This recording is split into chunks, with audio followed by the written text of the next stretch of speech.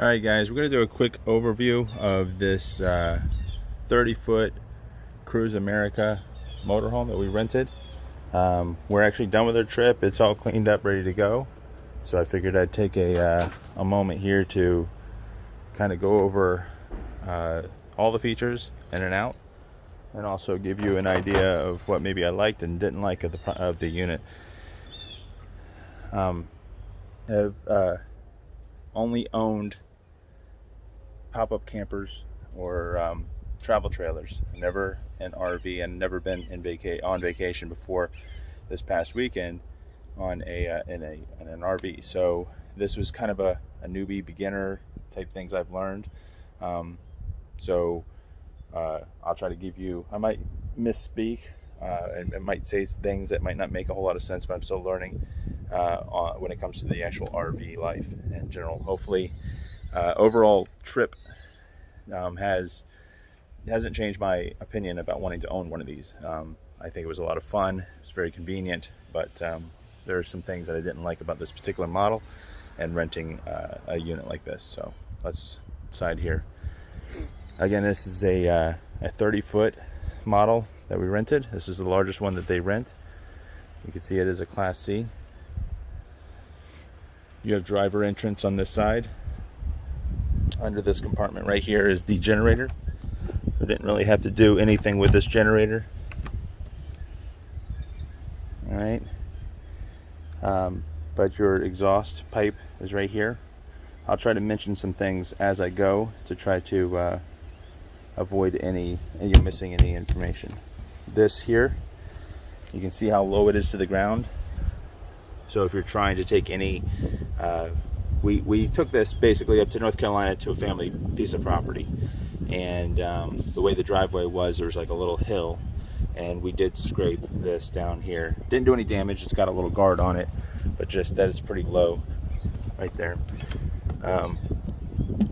That is a cabinet. I'm not even sure what's in it. Probably some sort of something to do with a hot water heater. Didn't need to get into there. Here's the sewer connection. Pretty plain and simple. The hose is stored right here. Okay, you get your hot and cold water turn on, turn off valves, and you got your gray and your black water release valves. What I noticed with this camper is I think one of these valves, maybe the black water valve, is leaking on the inside of the pipe, obviously. So when you pull this out, obviously wear gloves when you're dealing with any of this. And that's one of those things that's not included in the rental. So make sure you have a pair of latex gloves or something when it comes to this part.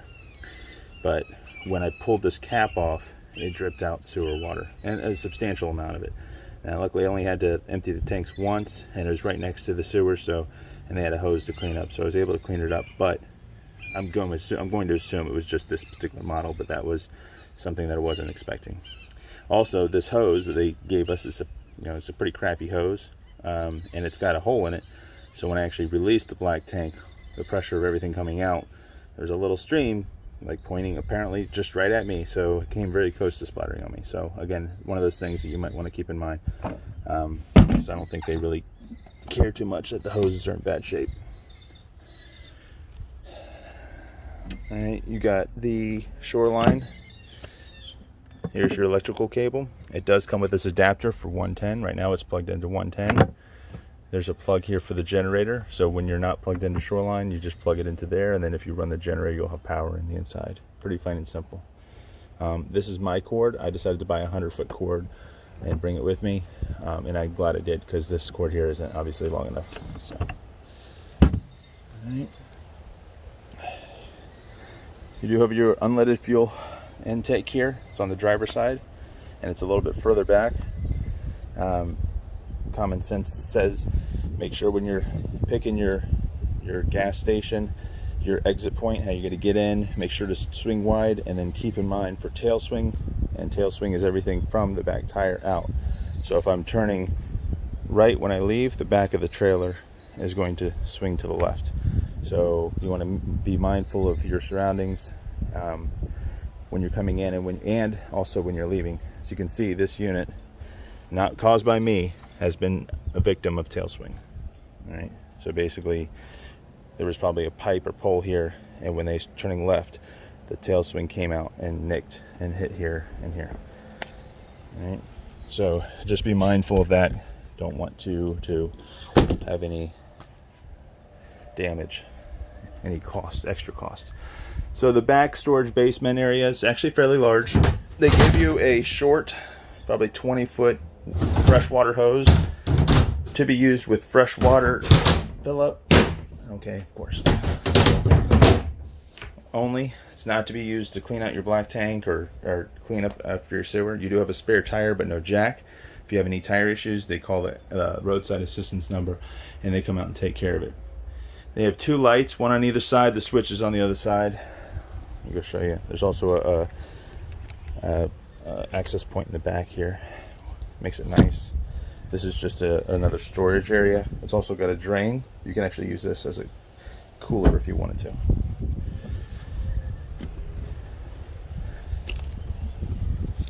You also have the outlet and then the switch here. Now if you read this, it says the switch is timed, so if you turn on the lights, they'll stay on for 20 minutes. Flip up to turn off as well. Now this is a pretty cool feature we didn't use, but we probably would have. This is a table. This will actually come out and make into like a small little foldable table. This here is our propane access. You get it filled up. All right, pretty plain and simple. We were almost completely out, and when we filled up, it was like 5.1. I don't know if they go by pounds or gallons, but it wasn't much to fill up. And then this access point here, which I'm not even sure, maybe another, yeah, little storage, which we actually didn't use.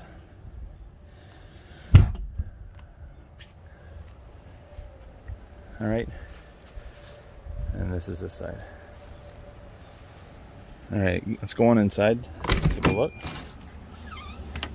One thing I want to mention too real quick is all these doors have little points where you can fasten them up, right? And they stay up.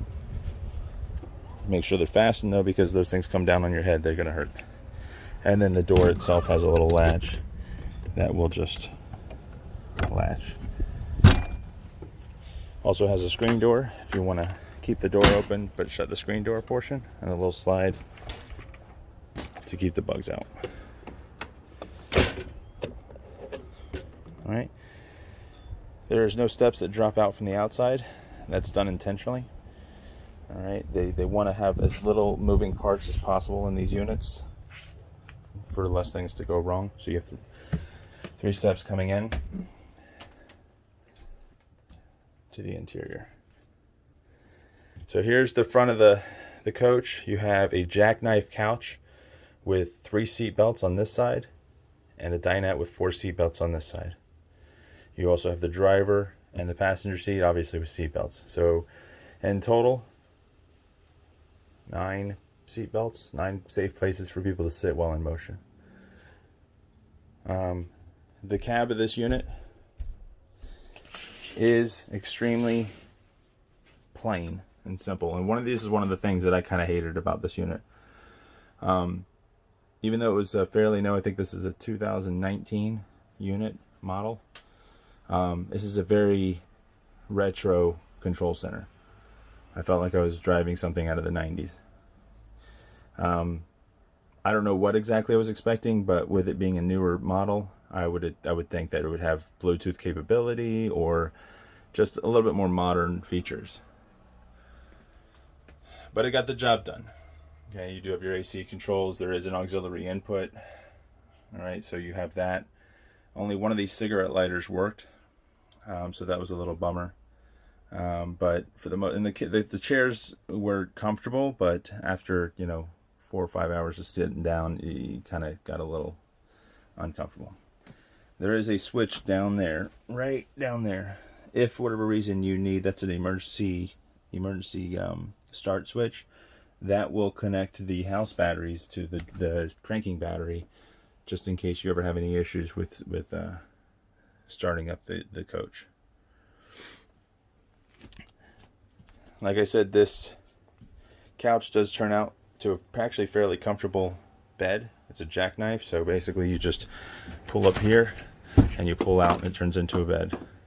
Also, this will fold down. Table just swings down. The pole goes into that little hole right there. There's a little container, and then you just rearrange the cushions to turn that into a bed as well, which we did. We utilized every single bed in this unit. Cab over. You obviously have this piece right here that'll come down right into this opening to make that into a queen size bed as well. One thing to note here, that there's a piece of wood in here, so the padding on this is a lot thinner than the padding on this. This is obviously, there's nothing in it, it's just padding. So this part of the bed is extremely hard, whereas everything else is actually fairly comfortable. So, and that's a thin piece of wood. I mean, that's not very wide. It's less than halfway. So if you have two people sitting up here, one person's kind of sleeping on half of a piece of wood, wrapped very thinly, and the other person's sleeping on a nice thick soft person. You know, so it's kind of uncomfortable. There's also privacy curtains here, so you can get a little bit of privacy up here. A vent. There's a light, and then over here there is a power outlet. I do see a cable outlet as well. I'm assuming there's a cable connection outside. I didn't notice it, but there is no TVs in this unit anyway, so you have to bring your own if you want to hook them up, and there's really no safe way to mount them. So maybe use a little bit of ingenuity. You might want to strap it to maybe one of the rails or something to the nature, but to make sure it doesn't fall and while you're when you're moving. All right. All these curtains are not they're not standard. This is not what a normal curtain's supposed to be. There's a wood rail up top and bottom, and it's kind of a two-hand motion to be able to open and close these curtains. Now they did that intentionally, so because these are more heavy duty and they'll last as a rental for longer. It's a system that actually works very well. I don't have any objections to it, but I've noticed that it is a little bit more beefy and more rental-like. There's also a power outlet right up here. All right, strange place to put one, but there's one there. And you have a power outlet right here. Okay, and in some of these outlets you do have the USB adapter too for 12-volt charging. The kitchenette, one deep tub. It's probably about, I don't know, a foot deep. No complaint of the faucet. It's got a 3-burner stove, which we actually didn't use. We wound up using the utilities in the cabin that we're staying at. But it's got this glass top for more cooking, prepping space. A little range oven vent, and a microwave, a small microwave, great for making popcorn or reheating some things. But okay. On the other side, you have a 3-way refrigerator and freezer. Did a good job keeping it cool. No complaints here.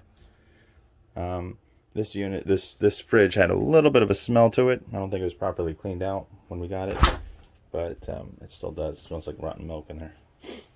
It's got a little storage underneath the fridge, which I actually forgot and I need to clean out. All right. There's 3 drawers on this side. There's a cabinet there and a cabinet there.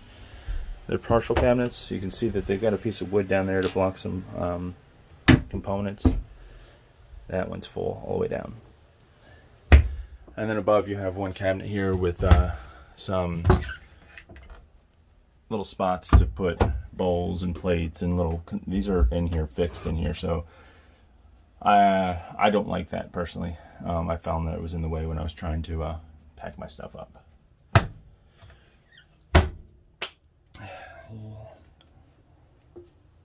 Trying to think. Oh, we did miss this up here. We skipped them. You have plenty of storage up and over the dinette.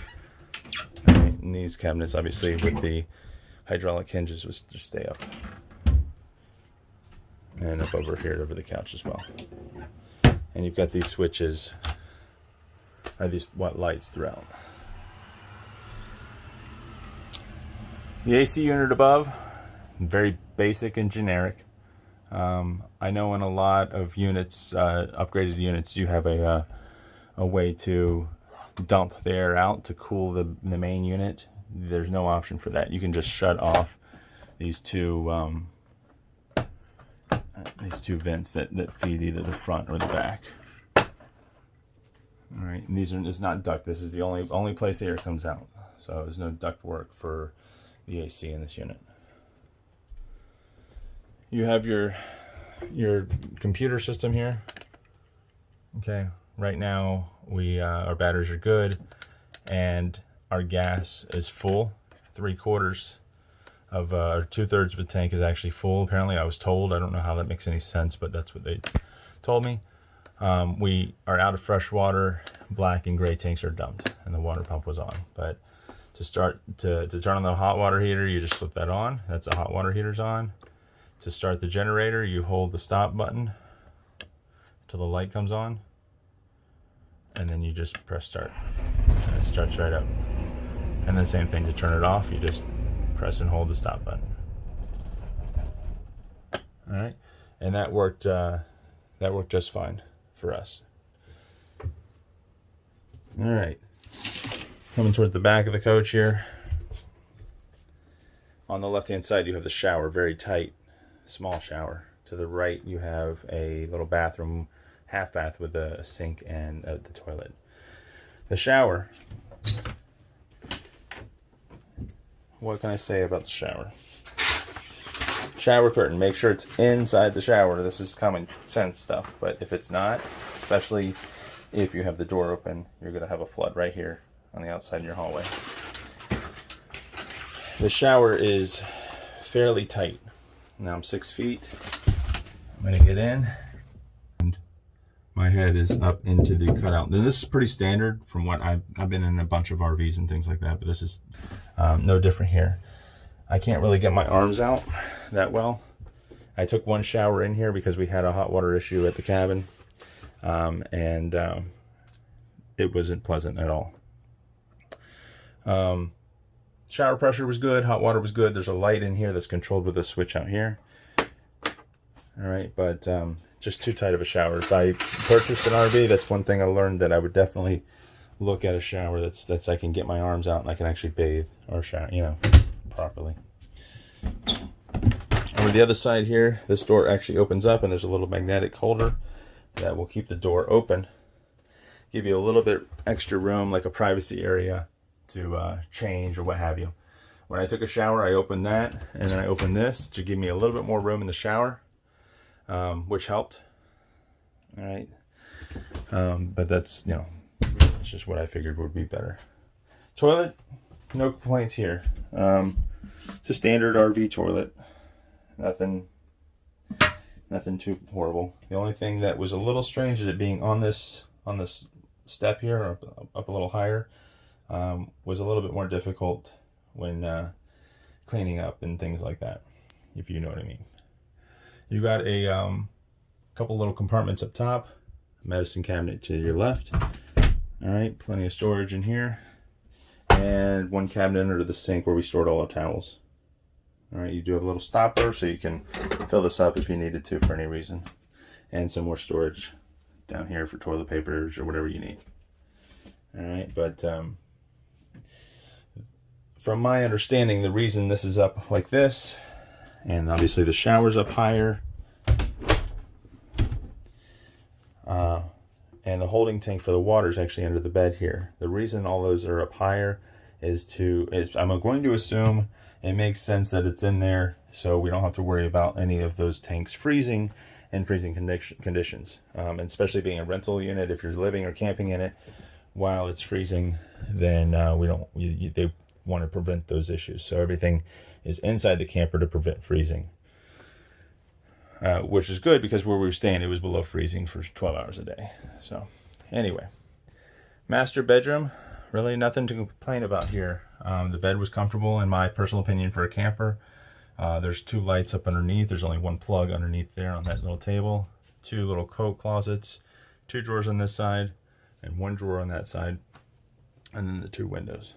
Okay, like I had mentioned before, the water pump and the freshwater tank is under there, and the gray and ow, I just hit my foot on that.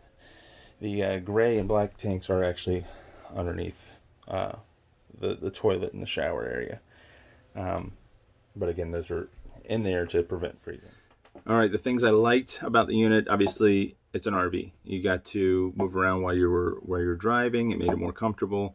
That was the key. We went on this trip with 3 adults in the RV. Let's say 3 adults and 4 kids. All right.